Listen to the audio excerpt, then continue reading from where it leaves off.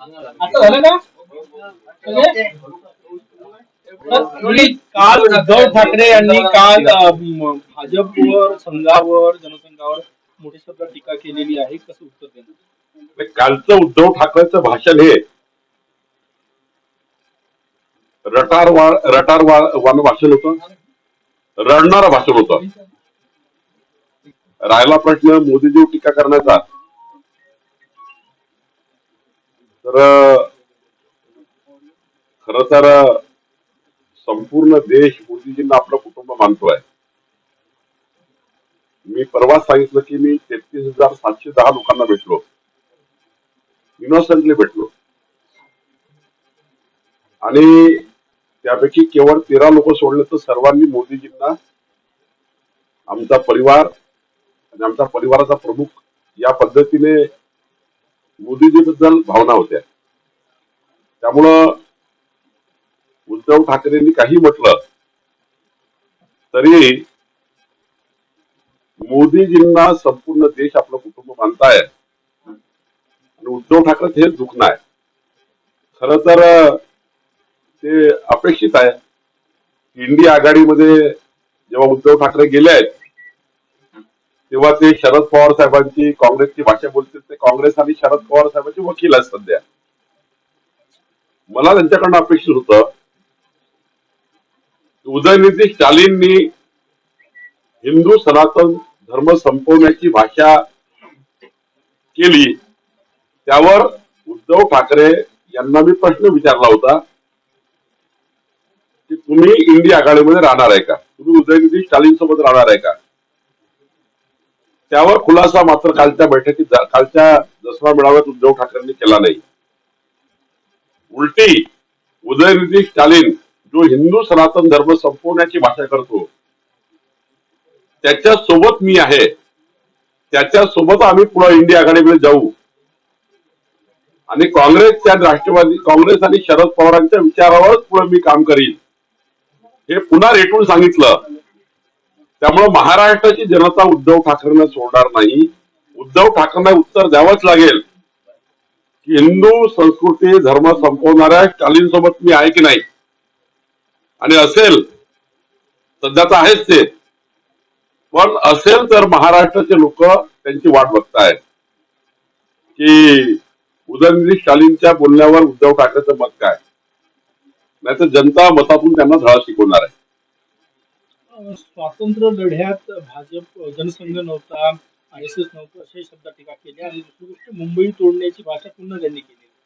अहो ते मी सांगितलं ना, जेव्हा कन्व्हेन्स करता येत नाही, जेव्हा मुद्दे नाही, 2.5 वर्षात डेव्हलपमेंटचा एकही मुद्दा उद्धव ठाकरेकडे नाही, महाराष्ट्र क्रमांकावर 1 वर नेण्याकरता जे मोदीजी त्यांना मदत करायचे ती मदत घेतली नाही.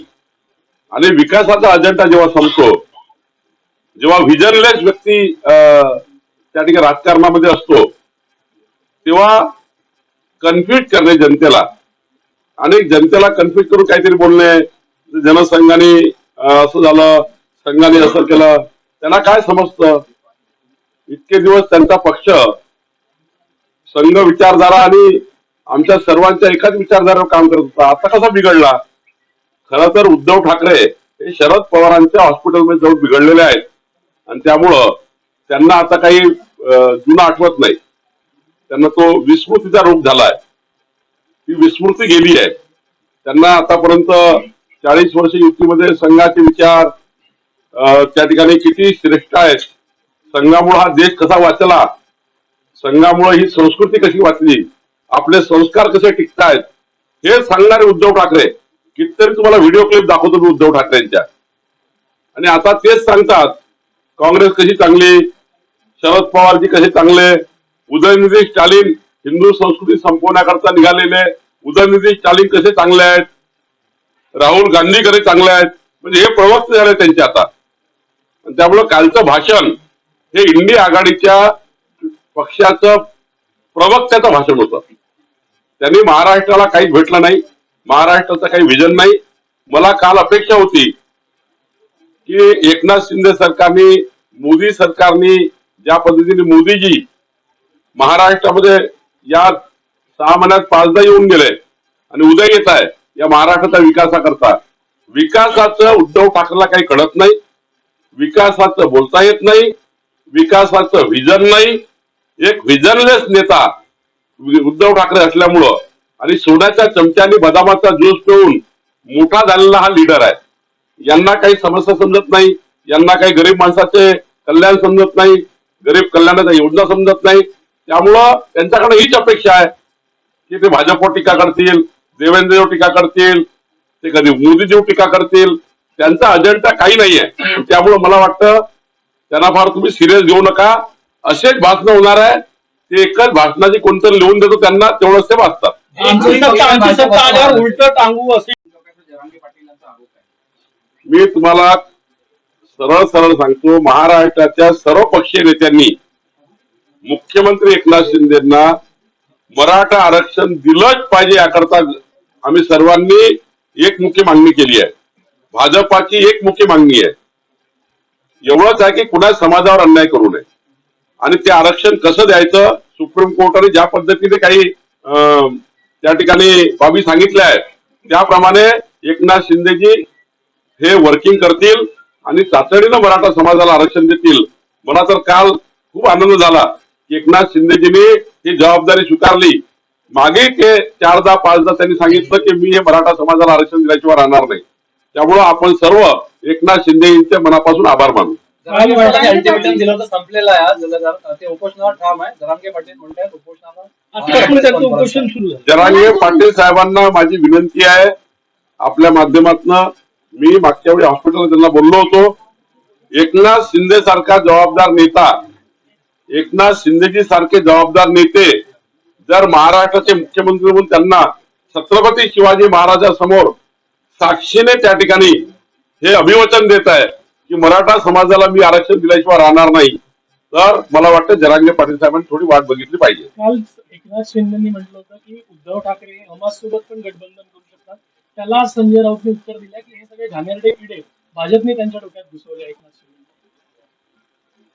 आतापर्यंत उद्धव ठाकरेंची कृती जी आहे 2019 पासून आतापर्यंत 2023 पर्यंत, ही कृती ज्या पद्धतीने आहे, त्यांनी केलेलं कर्तव्य ज्या पद्धतीने आहे आणि त्यांच्या तोंडातून जे जे निघतं उद्धव ठाकरेच्या, ती कृती आणि ते शब्द हे खर तर याच बाजूने आहे, हिंदुत्व विरोधी आहे. हिंदुत्व विरोधी आहे, देश हिताच्या विरोधी आहे, राष्ट्र हिताच्या विरोधी आहे, महाराष्ट्र हिताच्या विरोधी आहे. आणि म्हणून मला वाटतं असं स्टेटमेंट कोणीतरी केलं असेल आणि मला वाटतं ते योग्य आहे. जरांगे पाटील हे म्हणाले गावबंदी करावी नेत्यांना असं आव्हान करून बऱ्याच गावांमध्ये त्याचे फलकही लागलेले आहेत. नाही, मला वाटतं की त्यांचा निर्णय त्यांनी घेतला, परंतु जर महाराष्ट्रातले सर्व पक्ष, महाराष्ट्राची 14 कोटी जनता मराठा समाजाला आरक्षण मिळावं या बाजून जर असेल तर मग नेत्याची गावबंदी करणे, जे नेते तुमच्या बाजूनी आहे, जो समाज तुमच्या बाजूनी आहे, आज ओबीसी समाज असेल, या महाराष्ट्राचा व्हीजेएनटी समाज असेल, या महाराष्ट्राचे 18 पगड जाती 12 बोलतेदार असतील, या महाराष्ट्राचा संपूर्ण गुजराती मारवाडी जो समाज या महाराष्ट्रामध्ये आहे, हा एकमुखाने मागणी करते की मराठा समाजाला आरक्षण द्यावं. मग यांच्या गावबंद्या करून काय फायदा आहे? ते तुमच्या बाजूनी आहे, जे तुमच्या बाजूनेच त्या ठिकाणी आपलं वकिली करताय मराठा समाजाला त्या ठिकाणी आरक्षण द्या, कारण ते दिलंच पाहिजे.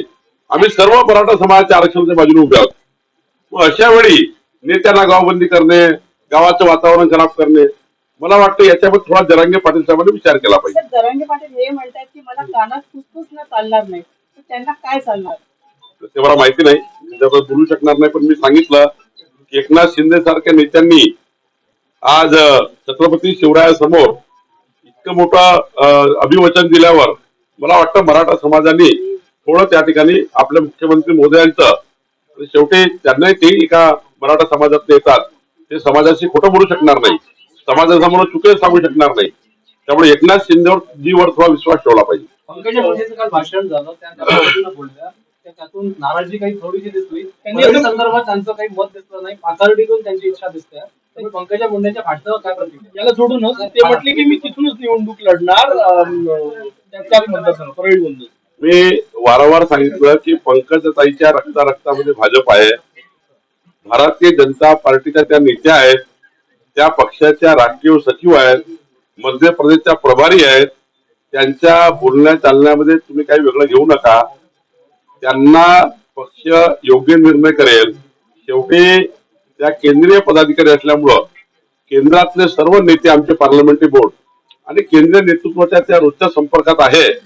मला वाटतं केंद्रीय नेतृत्व त्यांच्या निवडणुकीवर संबंधाने ज्या ठिकाणी त्यांना लढायचं आहे त्या ठिकाणी योग्य निर्णय करेल.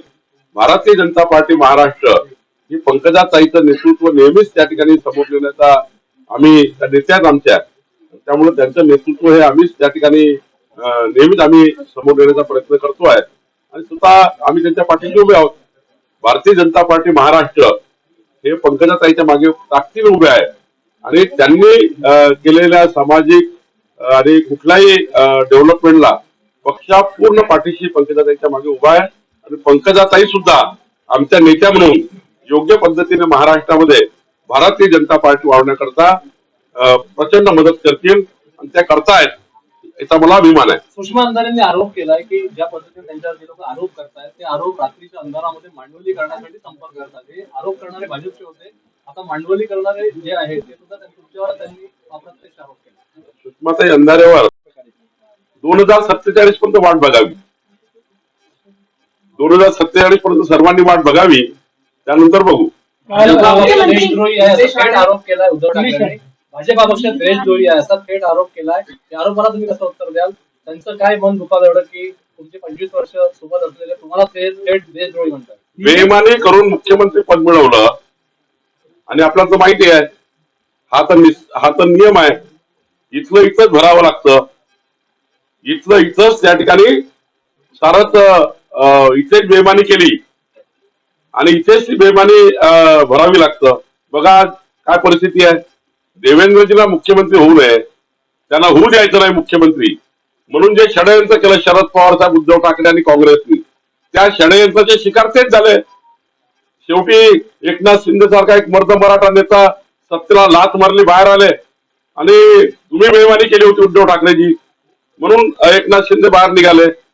इकडे शरद पवार साहेबांनी मॅन्डेटच्या विरुद्ध बेईमानी केली, मॅन्डेट देवेंद्रजीला भेटलं होतं आणि म्हणून शेवटी काय झालं, आपल्या घरात भांडण, शेवटी घरातलाच माणूस सोडून चालला गेला.